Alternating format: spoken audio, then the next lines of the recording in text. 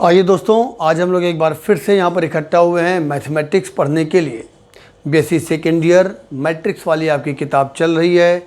Chapter चल रहा है solution of the linear equations. एक टर्म यहाँ पर हो चुका है जिसमें मैंने आपको कई जानकारियाँ दी थी। मैंने आपको बताया था लीनियर इक्वेशंस क्या होती हैं। मैंने आपको बताया था वहाँ पर उनके दो टाइप, नॉन होमोजीनियस और होमोजीनियस। और वहीं पर हम लोगों ने चर्चा की थी टाइप्स ऑफ द सॉल्यूशन पर। तो नॉन होमोजीनियस पर विशेष रूप से चर्चा हुई थी। तीन प्रकार के सॉल्यूशन वहाँ पर हमने आपको बताए थे कि पॉसिबल है। कौन कौन से? एक बताया था आपको यूनिक सॉल्यूशन, एक था इनफाइनाइट सॉल्यूशन और एक था नो सॉल्यूशन।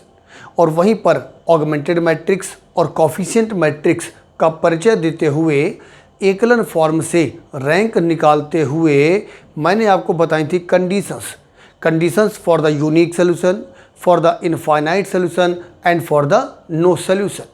और उसी पर बेस्ड हम लोगों ने तीनों पर, मतलब यूनिक सॉल्यूशन पर, इनफाइनाइट सॉल्यूशन पर और नो सॉल्यूशन पर, तीनों पर एक एक क्वेश्चन भी हम लोगों ने करके देखा था। फिर इसके बाद हम लोगों ने एक सेकेंड टर्न भी लिया था SGP1, जिसमें हमने आप लोगों को 5 अच्छी प्रॉब्लम्स करके दी हुई थी। आइए अब हम लोग इस चैप्टर में आज थर्ड लेक्चर लेने जा रहे हैं यहाँ पर, जिसमें आज हम आपको स्पेशली बताएंगे होमोजीनियस इक्वेशंस के बारे में। तो आइए दोस्तों, हेडिंग डाल दें होमोजीनियस लीनियर इक्वेशंस।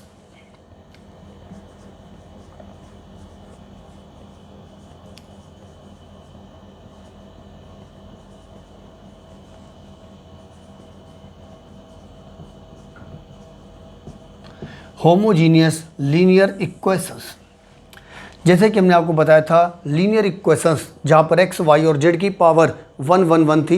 कहने का मतलब ax + by + cz = d। इस टाइप की जो इक्वेशंस होती हैं उनको हम लोग बोलते हैं लीनियर इक्वेशंस। जो नॉन होमोजीनियस इक्वेशंस होती हैं, जैसे आपको 3 या 4 इक्वेशंस दी जाएं, तो उनको नॉन होमोजीनियस हम लोग तब कहेंगे जब राइट हैंड साइड में कम से कम एक इक्वेशन में right hand side non zero होना चाहिए। लेकिन जितनी भी इक्वेशंस आपको दी जा रही हैं, अगर सभी का राइट हैंड साइड वहाँ पर जीरो है तो उसको हम लोग बोलेंगे system of the homogeneous linear equations. आज हम लोग खास तौर पर उसी पर चर्चा यहाँ पर करने के लिए इकट्ठा हुए हैं। तो होमोजीनियस लीनियर इक्वेशंस का जो टाइप होगा वो होगा आपके लिए AX = 0। पीछे हमने आपको क्या बताया था? AX = B, जहाँ पर A का मतलब होता है कोफिशिएंट मैट्रिक्स, X का मतलब था कॉलम मैट्रिक्स जिसमें सारे अननोन्स आते थे, जैसे कि X Y Z या X1 X2 X3 वगैरह। और राइट हैंड साइड में B होता था। B का मतलब भी था कॉलम मैट्रिक्स, जिसमें आपकी जो राइट हैंड साइड वाली वैल्यूज़ थी वो आया करती थी। इस बार जब बात हो रही है होमोजीनियस लीनियर इक्वेशंस की, तो हमने कहा AX = 0। दरअसल यहाँ पर 0 का मतलब 0 कॉलम मैट्रिक्स से। तो 0 का मतलब यहाँ पर एक मैट्रिक्स है जिसके सभी एलिमेंट क्या हैं? 0 हैं। तो AX = 0। इस टाइप की जो इक्वेशंस हैं इनको हम लोग बोलते हैं the system of the homogeneous linear equations. आइए दोस्तों, इसी पर आज हम लोग यहाँ पर चर्चा करेंगे। तो जो होमोजीनियस लीनियर इक्वेशंस होती हैं, हमने आपको लास्ट टर्म में भी बताया था कि जो होमोजीनियस लीनियर इक्वेशंस होती हैं ये हमेशा कंसिस्टेंट होती हैं। कंसिस्टेंट का मतलब ये हो गया कि यहाँ पर नो सॉल्यूशन वाला केस पॉसिबल नहीं होता है। एक बार फिर से हम लोग इसको लिखे ले रहे हैं। क्या कहेंगे? Homogeneous equations are always consistent. तो जो होमोजीनियस इक्वेशंस होती हैं वो हमेशा कंसिस्टेंट होंगी। और अगर ये हमेशा कंसिस्टेंट हैं तो जब हम बात करेंगे टाइप्स ऑफ द सॉल्यूशन की, तो केवल 2 ही प्रकार के सॉल्यूशन यहाँ पर पॉसिबल होंगे। हालांकि हम लोग पीछे चर्चा कर चुके हैं फर्स्ट टर्म में, लेकिन आज इस टॉपिक को पूरा कंप्लीटली हम लोग देखना चाहते हैं, तो एक बार फिर से उसको थोड़ा सा पढ़ लेते हैं यहाँ पर। तो यहाँ पर हमने कहा टाइप्स ऑफ द सॉल्यूशन। दोस्तों, ये टाइप्स ऑफ द सॉल्यूशन की बात स्पेशली आज होमोजीनियस लीनियर इक्वेशंस के लिए हो रही है। तो जो होमोजीनियस लीनियर इक्वेशंस को हम लोग सॉल्व करेंगे तो आपको 2 प्रकार के सॉल्यूशन यहाँ पर पॉसिबल है, यूनिक सॉल्यूशन या फिर इनफाइनाइट सॉल्यूशन। नो सॉल्यूशन वाला केस यहाँ पर नहीं होता है। तो आइए, जो पहली प्रकार का सॉल्यूशन यहाँ पर है उसको हम लोग बोलते हैं यूनिक सॉल्यूशन। यूनिक सॉल्यूशन का ही एक नाम हम लोग और ले सकते हैं, इसको हम लोग बोल देते हैं ट्रिवियल सॉल्यूशन। दोस्तों, इसी का हम लोग एक नाम यहाँ पर और ले सकते हैं और इसको हम लोग बोल देते हैं जीरो सॉल्यूशन। केवल होमोजीनियस वाले केस की बात मैं कर रहा हूँ, ठीक है ना। तो जीरो सॉल्यूशन का मतलब क्या है? जीरो सॉल्यूशन का मतलब सपोज कीजिए आपके पास 3 अननोन्स की आपको होमोजीनियस लीनियर इक्वेशंस दी हुई हैं, तो जीरो सॉल्यूशन का मतलब हो जाएगा कि वहाँ पर x की वैल्यू भी जीरो आएगी, y की वैल्यू भी जीरो आएगी और z की वैल्यू भी जीरो आएगी। तो यूनिक सॉल्यूशन या ट्रिवियल सॉल्यूशन या जीरो सॉल्यूशन का मतलब होमोजीनियस लीनियर इक्वेशंस के लिए होता है कि जितने भी अननोन्स हैं उन सभी की वैल्यू यहाँ पर जीरो मिलेगी। दोस्तों, जो दूसरी प्रकार का सॉल्यूशन होता है उसको हम लोग बोलते हैं infinite solution. Infinite solution, infinite solution का एक नाम और होता है और इसको हम लोग बोलते हैं नॉन ट्रिवियल सॉल्यूशन। दोस्तों, इसी का जो तीसरा नाम है उसको हम लोग बोल देते हैं non zero solution. Non zero solution. तो नॉन जीरो सॉल्यूशन का मतलब क्या है? नॉन जीरो सॉल्यूशन का मतलब अगर 3 अननोन्स के रूप में आपको होमोजीनियस इक्वेशंस दी हुई हैं, तो नॉन जीरो सॉल्यूशन का मतलब ये है कि x की वैल्यू, y की वैल्यू और z की वैल्यू 0 0 0 तो होगी ही होगी, लेकिन इसके अलावा वहाँ पर नॉन जीरो वैल्यूज भी ऐसी पॉसिबल होंगी जिनके द्वारा आप दी हुई अपनी इक्वेशंस को सेटिस्फाई कर सकते हो। जैसे कि एक एग्जांपल मैंने सपोज कीजिए आप लोगों से कहा x minus 3y equal to 0, ये एक होमोजीनियस इक्वेशन है। अगर आप देखोगे तो x इक्वल टू 0 और y इक्वल टू 0 से भी ये इक्वेशन सेटिस्फाई हो रही, लेकिन यहीं पर अगर आप देखोगे तो x इक्वल टू 3 और y इक्वल टू 1 से भी तो ये इक्वेशन सेटिस्फाई कर सकते हैं। कहने का मतलब 0 0 के अलावा वहाँ पर नॉन जीरो वैल्यूज भी पॉसिबल होंगी जिनके द्वारा आप लोग अपनी दी हुई इक्वेशन को सेटिस्फाई कर पाओगे, तब उसी को हम लोग बोलते हैं इनफाइनाइट सॉल्यूशन या फिर नॉन जीरो सॉल्यूशन। तो मेरे कहने का स्पष्ट मतलब यहाँ पर यह है कि नॉन जीरो सॉल्यूशन के अंदर भी जीरो सॉल्यूशन छुपा होता है। यानी कि अगर आपने कहा कि होमोजीनियस लीनियर इक्वेशन में नॉन जीरो सॉल्यूशन आ रहा है, तो इसका मतलब ये नहीं कि वहाँ पर जीरो सॉल्यूशन नहीं है। जीरो सॉल्यूशन तो है ही, जीरो सॉल्यूशन के अलावा वहाँ पर नॉन जीरो वैल्यूज भी पॉसिबल होंगी जो आपकी दी हुई इक्वेशंस को सेटिस्फाई करेंगी। तो दोस्तों, homogeneous linear equation ax equal to 0 type से होती हैं। ये हमेशा कंसिस्टेंट होती हैं, यानी कि हमेशा सॉल्वेबल होती हैं और 2 प्रकार के सॉल्यूशन यहाँ पर पॉसिबल हैं। अब आगे बात करता हूँ मैं इनकी कंडीशन की। जब हमने आपको नॉन होमोजीनियस इक्वेशन के बारे में बताया था तो वहाँ पर मैंने आपको रैंक पर डिपेंडेंसी दिखाई थी, यानी कि हम लोग ऑगमेंटेड मैट्रिक्स और कोफिशिएंट मैट्रिक्स की रैंक पता करते हैं। अगर दोनों की रैंक आपस में इक्वल है तो हम लोग बोलते थे इक्वेशंस वहाँ पर कंसिस्टेंट है, और कंसिस्टेंट होने के बाद फिर हम लोग देखते थे अननोन्स कितने हैं। अगर वो rank number of the unknowns के भी बराबर है तब हम लोग बोलते थे यूनिक सॉल्यूशन, और अगर वो rank number of the unknown से कम है तब हम लोग बोलते थे इनफाइनाइट सॉल्यूशन। और दोस्तों, अगर ऑगमेंटेड मैट्रिक्स और कोफिशिएंट मैट्रिक्स की रैंक वहाँ पर आपस में इक्वल नहीं होती थी तब हम लोग बोलते थे नो सॉल्यूशन। ये हम लोगों ने पढ़ा था फर्स्ट टर्म में नॉन होमोजीनियस इक्वेशन के बारे में, लेकिन यहाँ पर थोड़ा सा डिफरेंस है। कैसे? इस बार हमारा जो राइट हैंड साइड है वो जीरो मैट्रिक्स है। जीरो मैट्रिक्स का मतलब यहाँ पर सारे एलिमेंट जीरो हैं, और अगर सारे एलिमेंट यहाँ पर जीरो हैं तो दोस्तों कहने का मतलब यहाँ पर ये है कि जो रैंक यहाँ पर कोफिशिएंट मैट्रिक्स की होगी वही रैंक यहाँ पर ऑगमेंटेड मैट्रिक्स की भी होगी। इसका मतलब यहाँ पर ये है कि ऑगमेंटेड मैट्रिक्स की रैंक आपको अलग से निकाल करके दिखाने की ज़रूरत इस बार नहीं है। आपको इस बार केवल कोफिशिएंट मैट्रिक्स की रैंक ही पता करनी है। जो रैंक होगी कोफिशिएंट मैट्रिक्स की सेम वही रैंक होगी ऑगमेंटेड मैट्रिक्स की, क्योंकि राइट हैंड साइड के सारे एलिमेंट क्या हैं? जीरो। इसी से एक बात ये भी तय हो गई कि चूंकि दोनों की रैंक आपस में हमेशा सेम रहने वाली है, तो यही तो वजह है दोस्तों कि ये इक्वेशन हमेशा कैसी हैं, कंसिस्टेंट है। कहने का मतलब वहाँ पर हमेशा सॉल्यूशन पॉसिबल है। अब बात कहाँ पर आएगी, अब बात यहाँ पर केवल इतनी बचेगी कि आपने कोफिशिएंट मैट्रिक्स की जो रैंक निकाली है, आप ये देखोगे कि नंबर ऑफ द अननोन से वो कम है या बराबर है। अगर वो rank number of the unknowns के इक्वल है तब वहाँ पर होगा यूनिक सोल्यूशन अर्थात जीरो सोल्यूशन, और अगर वो rank number of the unknown से कम है तब वहाँ पर होगा इनफाइनाइट सोल्यूशन या फिर नॉन जीरो सोल्यूशन। आइए इस बात को हम लोग यहाँ पर लिख लें।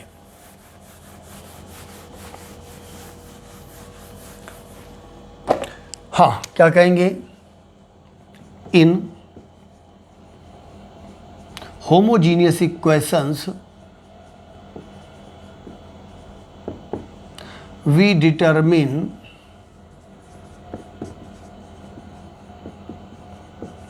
The rank of coefficient matrix only। तो होमोजीनियस इक्वेशंस में हम लोग केवल कोफिशिएंट मैट्रिक्स की रैंक ही निकालेंगे, यानी कि ऑगमेंटेड मैट्रिक्स की रैंक नहीं निकालेंगे। और इसके बाद अब दो बातें। पहली बात क्या है, अगर कोफिशिएंट मैट्रिक्स की rank number of the unknowns के इक्वल है तो वहाँ पर आपको मिलेगा यूनिक सॉल्यूशन। क्या कहोगे, इफ़, चलो ऐसे लिख दूँ, if rank of coefficient matrix, A का मतलब coefficient matrix, if rank of coefficient matrix is equal to number of unknowns, if rank of coefficient matrix is equal to number of unknowns, then there is unique solution। Unique solution कहो या zero solution कह दो, एक ही बात है homogeneous के case में, ठीक है ना। और सेकेंड, दूसरी बात यहाँ पर क्या बन रही है, if rank of the coefficient matrix is less than number of unknowns, then there is infinite solution, या आप लोग कह सकते हो नॉन जीरो सॉल्यूशन, ठीक है ना। ये पूरी बात लगभग हो गई है। बस ये कि सब वीडियो को आप 2-3 बार अच्छी तरह से देख लें, फेयर कॉपी में अपने नोट्स बना लें और क्वेश्चंस को लगाने के बाद आप बीच बीच में इन बातों को भी रिवाइज करते रहो, तो सारी बातें आपको क्लियर होती जाएंगी। इससे पहले हम लोगों ने एक चैप्टर पढ़ा था रैंक ऑफ द मैट्रिक्स, उसका भी रिवीजन कर लीजिएगा ज़रा, है ना। अभी यहाँ पर उसकी ज़रूरत कैसे पड़ेगी आइए भी आपको दिखाऊंगा।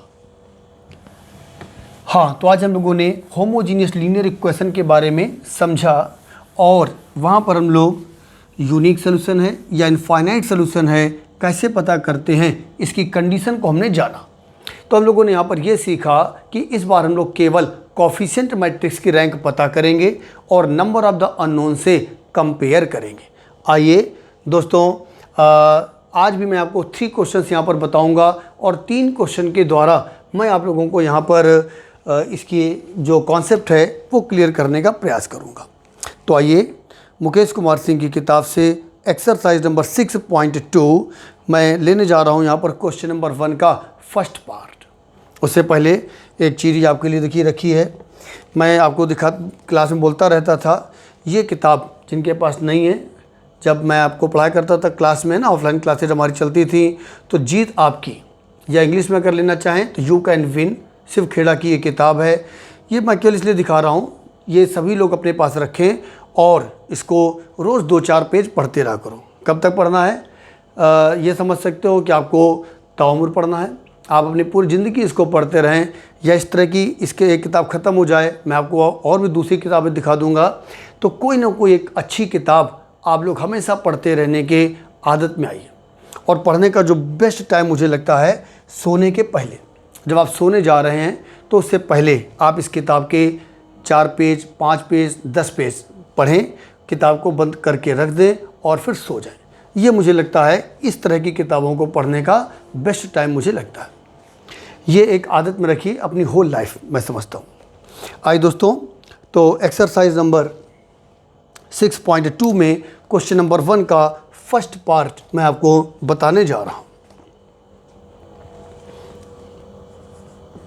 2x minus 3y plus z equal to 0, x plus 2y minus 3z equal to 0, 4x minus y minus 2z equal to 0। This is the system of 3 homogeneous equations. तो दोस्तों ये 3 इक्वेशन दी गई हैं और तीनों का राइट हैंड साइड क्या है? 0। इसका मतलब ये हो गया हमारे लिए system of the homogeneous equations. देखिएगा, अब यहाँ पर नंबर ऑफ द अननोन्स कितने हैं? 3 हैं। और यहाँ पर नंबर ऑफ द इक्वेशंस कितनी हैं? वो भी 3 हैं।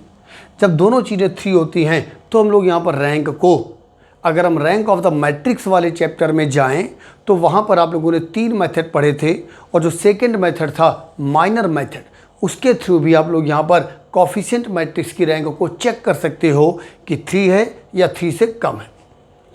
वो मैं भी यहाँ पर नहीं कर रहा हूँ, लेकिन आज मैं जो थर्ड क्वेश्चन करूँगा वहाँ पर मैं इसी कॉन्सेप्ट का यूज करूँगा। जब आप थर्ड क्वेश्चन कर लीजिएगा उसके बाद उस चीज़ को यहाँ पर भी अप्लाई करके देखिएगा आप लोग कर पा रहे हो या नहीं कर पा रहे हो। फिलहाल अभी हम सिंपल तरीके से इसको करने जा रहे हैं। दोस्तों ये होमोजीनियस इक्वेशंस हैं, यहाँ पर हमने कहा कोफिशिएंट मैट्रिक्स।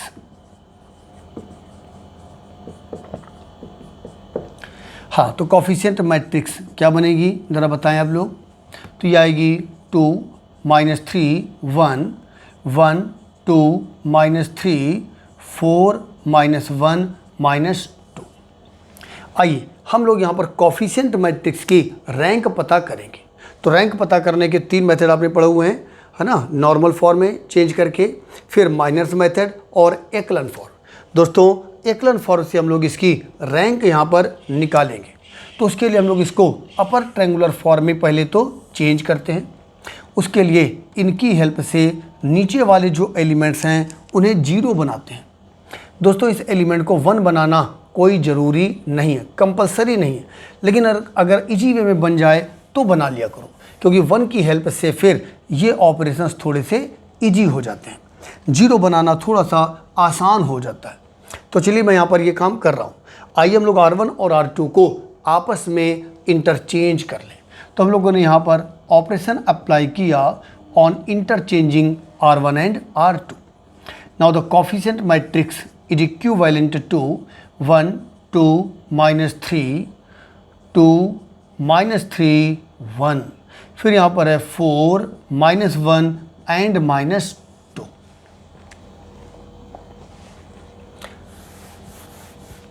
हाँ, आगे से आगे आप लोग भी सोच सकते हैं, है ना। बताइएगा, इसकी हेल्प से इन दोनों को 0 बनाना है ना। ये R1 है, R2 है, R3 है। चलिए ऑपरेशन आप लोग सोचें। R2 is going to be R2 minus 2R1। इसकी हेल्प से इसको 0 करोगे। R3 is going to be R3 minus 4R1। दोस्तों now A is equivalent to 1 2 minus 3। 2 times subtract करेंगे 0, 2 टाइम्स 4 को सब्ट्रैक्ट किया -7, 2 टाइम्स सब्ट्रैक्ट करेंगे प्लस का 7, 4 टाइम्स सब्ट्रैक्ट किया 0, 4 टाइम्स को सब्ट्रैक्ट करेंगे -9, 4 टाइम्स यानी कि -12 सब्ट्रैक्ट करेंगे तो प्लस का 12, तो मेरे ख्याल से 10 आ जाएगा। कैलकुलेशन आप लोग भी थोड़ा सा चेक कर लीजिएगा।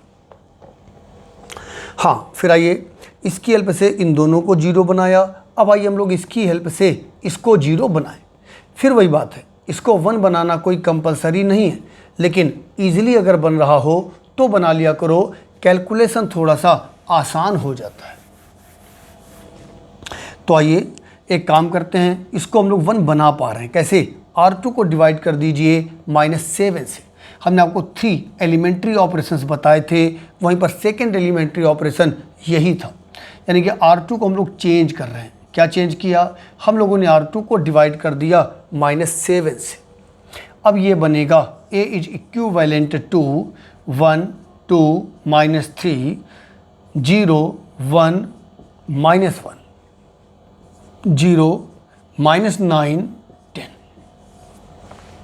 ठीक है, हम लोग यहाँ पर ध्यान दीजिएगा, केवल कॉफिशिएंट मैट्रिक्स की रैंक चेक कर रहे हैं और ऑटोमेटिक जो रैंक कॉफिशिएंट मैट्रिक्स की है सेम वही रैंक होगी ऑगमेंटेड मैट्रिक्स की, क्योंकि राइट हैंड साइड यहाँ पर क्या था 0 0 0। हाँ, तो आइए दोस्तों, अब आप इसकी हेल्प से इसको 0 करोगे, क्या ऑपरेशन होने जा रहा है बताइए आप लोग। R3 is going to be R3 plus 9 R2।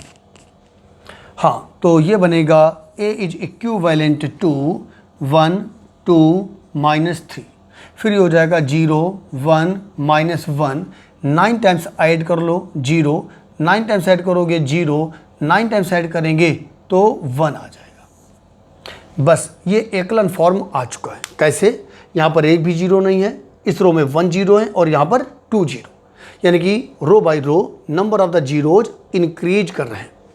दोस्तों रैंक देखें, जितनी रो नॉन जीरो होती हैं उसी को तो हम लोग रैंक बोलते हैं। तो ये वाली रो भी नॉन जीरो है, ये रो भी नॉन जीरो है और ये रो भी नॉन जीरो है। तो 3 रो यहाँ पर नॉन जीरो हैं। इसका मतलब हो गया कि rank of the coefficient matrix यहाँ पर 3 है। और नंबर ऑफ द अननोन्स कितने थे, जरा आप लोग काउंट करें, एक्स वाई जेड 3 ही तो थे। तो आप लोग क्या कहोगे, हियर यहाँ पर जो कोफिशिएंट मैट्रिक्स की रैंक आई वो कितनी आई, 3 आई। एंड नंबर ऑफ अननोन्स बताओ कितने हैं, वो भी 3 हैं। अगर कोफिशिएंट मैट्रिक्स की rank number of the unknowns के इक्वल है तो इसका मतलब यहाँ पर होगा यूनिक सोल्यूशन, यानी कि दूसरे शब्दों में 0 सोल्यूशन। तो क्या कहेंगे, सब मैंने बताया है ना, उसको ध्यान से पढ़िएगा। So there is unique solution, या हमने लिख दिया 0 सोल्यूशन। और दोस्तों 0 सोल्यूशन का अब यही एडवांटेज है, होमोजीनियस में यही एडवांटेज है, यानी कि अब आपको सॉल्व करने की ज़रूरत भी नहीं है। आप डायरेक्ट लिख दोगे x भी 0 है, y भी 0 है और z भी 0 है। इसका मतलब यह है कि इस क्वेश्चन में x y z की वैल्यू 0 0 0 के अलावा और किसी भी वैल्यू के द्वारा हम लोग अपनी इन इक्वेशंस को सेटिस्फाई नहीं कर पाएंगे। केवल 0 0 0 यह वाली जो वैल्यूज़ हैं, केवल यही वैल्यूज़ यहाँ पर आपकी इन इक्वेशंस को सेटिस्फाई कर पाएंगे। तो ठीक है दोस्तों, ये क्वेश्चन हमारा कंप्लीट हुआ। एक्सरसाइज नंबर 6.2 में क्वेश्चन नंबर 1 का फर्स्ट पार्ट। आइए अब हम लोग एक और क्वेश्चन ऐसा लें जहाँ पर आपको मिलने वाला है इनफाइनाइट सोल्यूशन, यानी कि नॉन जीरो सोल्यूशन। जी हाँ, बिल्कुल सही सोचा आप लोगों ने। मैं आपको देने जा रहा हूँ क्वेश्चन नंबर 2 का first part. x plus 3y minus 2z equal to 0, 2x minus y plus 4z equal to 0, x minus 11y plus 14z equal to 0। These are again the homogeneous equations। ये पूरा system भी इस बार homogeneous equations का है। आइए सबसे पहले हम लोग लिखेंगे कोफिशिएंट मैट्रिक्स।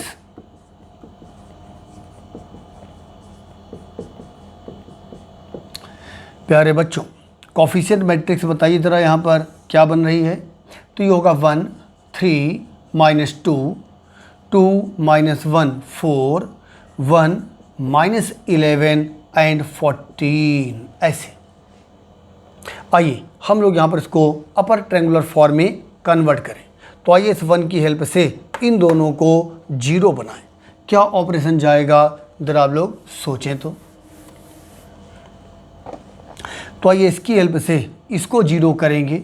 इसका मतलब R2 में आप लोग चेंज करोगे R2 माइनस 2R1।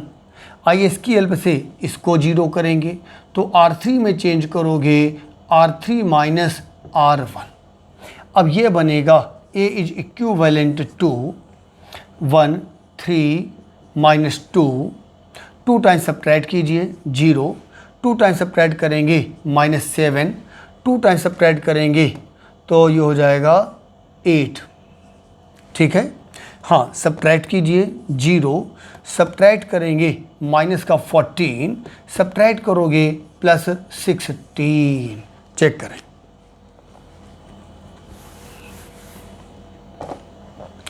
हाँ तो आइए अब हम लोग इसकी हेल्प से इसको 0 बनाएंगे। मैंने बार बार कहा है यहाँ पर 1 बनाना कोई कंपलसरी नहीं है, इजीली बन जाए तो बना लिया करो, यहाँ पर कोई ज़रूरत मुझे नज़र नहीं आ रही। आइए अब हम लोग इसकी हेल्प से इसको 0 करेंगे। क्या ऑपरेशन बनेगा? तो ऑपरेशन यहाँ पर होने जा रहा है R3 में चेंज करेंगे, R3 - 2R2। दोस्तों A इज इक्विवेलेंट टू, तो ये बनेगा 1, 3 - 2, 0 -7, 8। 2 टाइम्स सब्ट्रैक्ट करोगे 0, 0 और बाई चांस ये भी 0। ये देखिए, अब बताइएगा ये कोफिशिएंट मैट्रिक्स है, इस बार इसकी रैंक कितनी आ रही है? तो ये वाली रो आपकी नॉन जीरो है, ये रो भी नॉन जीरो है, लेकिन इस रो के सभी एलिमेंट 0 हैं। इस बार 2 रो नॉन जीरो हैं, इसका मतलब rank of the coefficient matrix इस बार आपके लिए बनेगी 2। और नंबर ऑफ द अननोन्स कितने थे? जी हाँ, नंबर ऑफ द अननोन्स तो वही 3 थे। तो आप क्या कहोगे? Here the rank of the coefficient matrix is 2। ठीक है, एंड नंबर ऑफ अननोन्स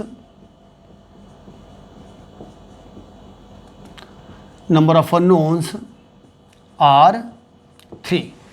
अब इस बार rank number of the unknown से कम पड़ रही है, इसका मतलब ये हो गया इस बार आपको मिलेगा यहाँ पर इनफाइनाइट सोल्यूशन, यानी कि दूसरे शब्दों में नॉन जीरो सोल्यूशन या non trivial solution. So there is non zero solution. दोस्तों नॉन जीरो सोल्यूशन अब आपको निकालना पड़ेगा।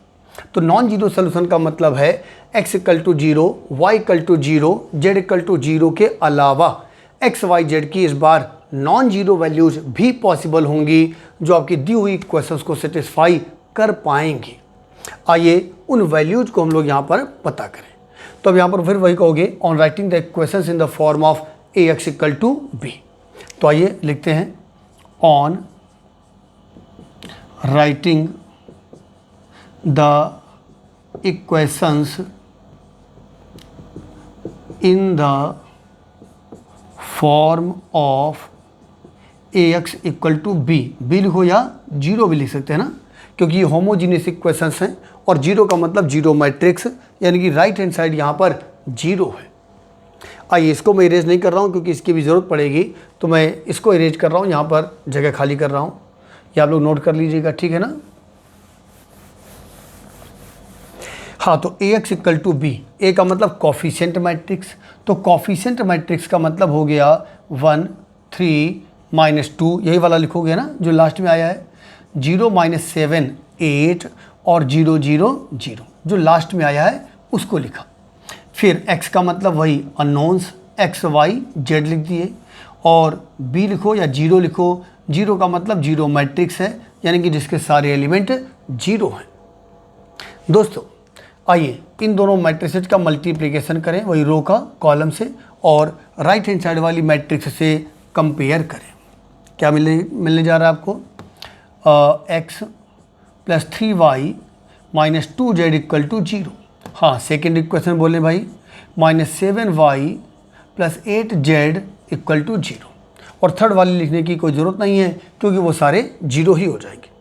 अब फिर वही बात देखिए जो नॉन होमोजीनियस इक्वेशंस में भी थी। अननोन्स कितने हैं? 3। नंबर ऑफ द इक्वेशन कितनी मिली? 2।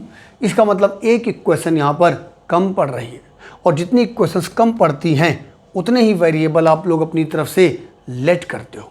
तो क्या कहोगे? लेट। किसी भी एक को मान सकते हो, x को या y को या z को।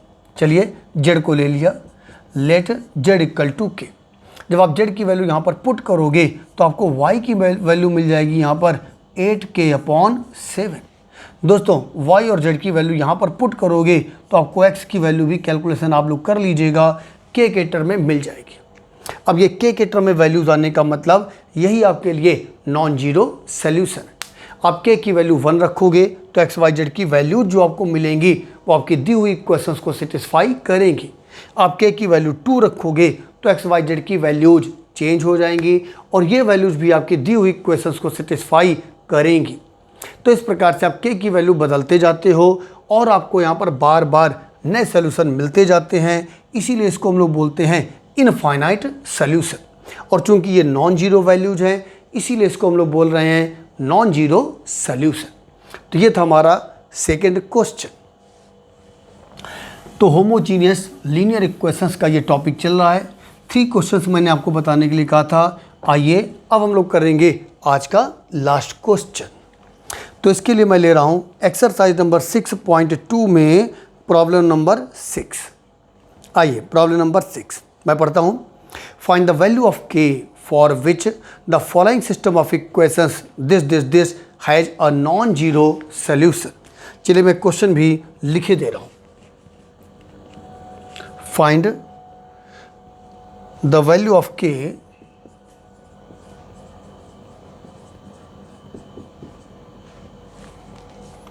for which the following system of equations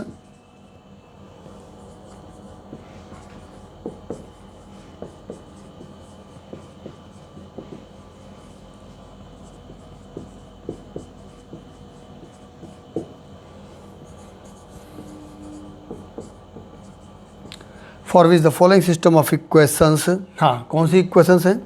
4x + 2y -5z = 0, x + ky + 2z = 0, 2x + y -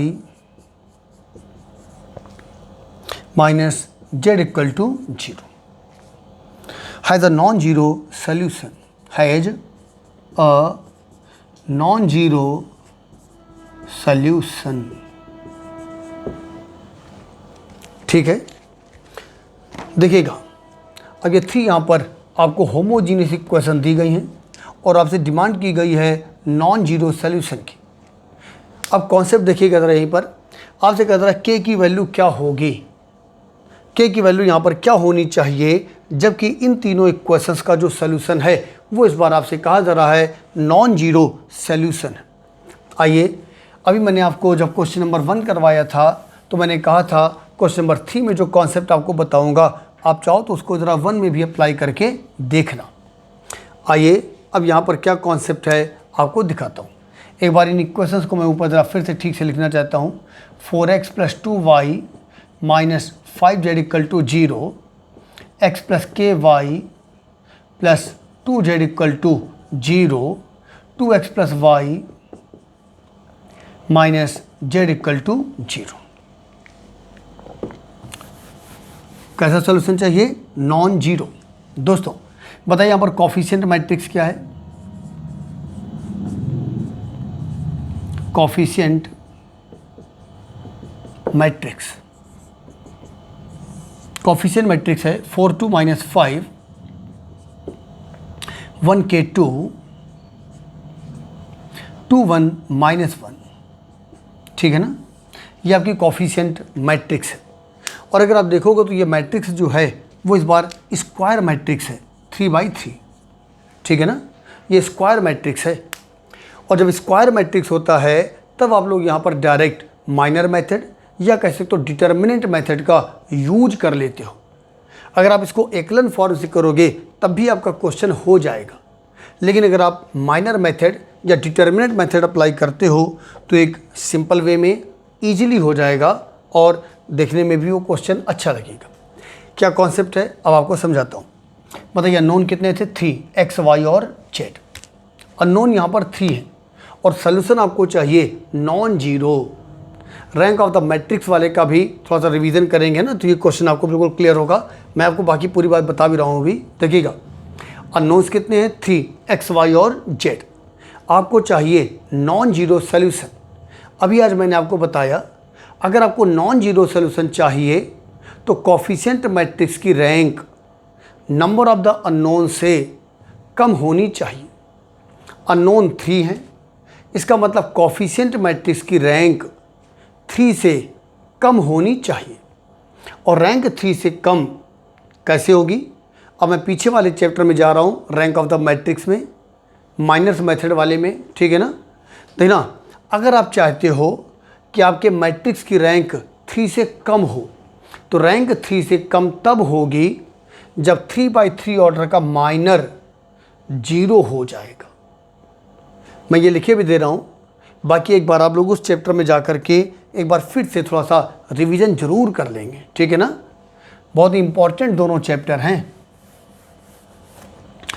बाकी मैंने जो बताया मैं एक बार लिखे भी दे रहा हूँ पूरा आपके लिए, ठीक है ना। क्या कहेंगे? Here the number of unknowns are 3. So, for the non-zero solution,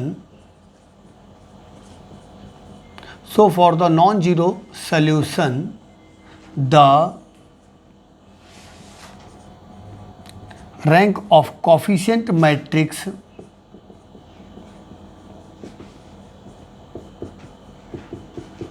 should be less than 3, क्योंकि यही आपकी कंडीशन है। कहने का मतलब नॉन जीरो सोल्यूशन आपको तब मिलता है जब कोफिशिएंट मैट्रिक्स की rank number of the unknown से कम होती है। अननोन्स यहाँ पर 3 हैं, तो आपको नॉन जीरो सोल्यूशन तब मिलेगा जब कोफिशिएंट मैट्रिक्स की रैंक 3 से कम होगी। अच्छा, अब आइए, अगर आप चाहते हो कि कोफिशिएंट मैट्रिक्स की रैंक 3 से कम हो, तो रैंक 3 से कम तब हो पाएगी जब 3/3 ऑर्डर के सभी माइनर्स 0 हो जाए। यहाँ पर बाई चांस एक ही बन पाएगा ना, तो कहने का मतलब 3/3 ऑर्डर का जो माइनर है वो 0 होना चाहिए। यही हमने आपको रैंक ऑफ द मैट्रिक्स की डेफिनेशन में भी बताया था। तो दोस्तों, अगर आप चाहते हो कि इस मैट्रिक्स की रैंक 3 से कम हो जाए, तो रैंक 3 से कम तब हो पाएगी जब 3/3 ऑर्डर का माइनर 0 हो जाएगा। तो ऐसे लिखोगे, सो आप ऐसे कहोगे minor of the order 3/3 should be 0, यानी कि हमारा जो 3/3 ऑर्डर का माइनर है वो 0 होना चाहिए। आइए नेक्स्ट लाइन मैं इसी में एडजस्ट किए दे रहा हूँ। कैसे? अब ये मैट्रिक्स से माइनर बना दे रहे हैं इसको, तो माइनर बना देने का मतलब इसको हमने ऐसे डिटर्मिनेंट के फॉर्म में दी, और ये बराबर होना चाहिए किसके? 0 के। क्लियर हुआ? यानी कि आपका जो मैट्रिक्स था 3/3 ऑर्डर का, तो 3/3 ऑर्डर का माइनर यानी कि जो डिटर्मिनेंट है वो यहाँ पर 0 होना चाहिए। अब बस आप लोग इस डिटर्मिनेंट को सॉल्व कर लो, इसको R1 के रेस्पेक्ट में एक्सपेंड कर दीजिएगा और आपको वैल्यू मिल जाएगी K की।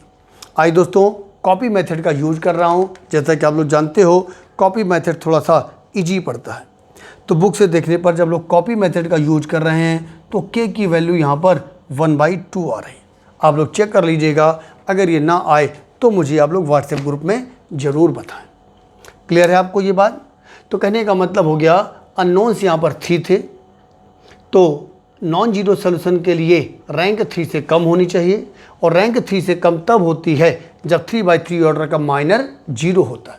आप इसको R1 के रेस्पेक्ट में एक्सपेंड करोगे और आपको K की वैल्यू मिल जाएगी। तो दोस्तों, आज का ये टॉपिक यहाँ पर कंप्लीट होता है। तो आज हम लोगों ने स्पेशली होमोजीनियस लीनियर इक्वेशन के बारे में समझा, क्या होती हैं, कितने प्रकार के सॉल्यूशन पॉसिबल होते हैं और क्या उसकी कंडीशन है, और फिर उस पर बेस्ड हम लोगों ने यहाँ पर 3 क्वेश्चंस कंप्लीट किए। ठीक है दोस्तों, और ये वीडियो मैं आज आपके लिए दे रहा हूँ, और हम लोग थोड़ा सा जल्दी और भी वीडियो बनाने का प्रयास करेंगे, और आपको ज़्यादा वीडियो तेज़ी के साथ मैं अवेलेबल करवाने का प्रयास करूँगा। तो आज का ये टर्न यहीं पर कंप्लीट होता है दोस्तों। Thank you.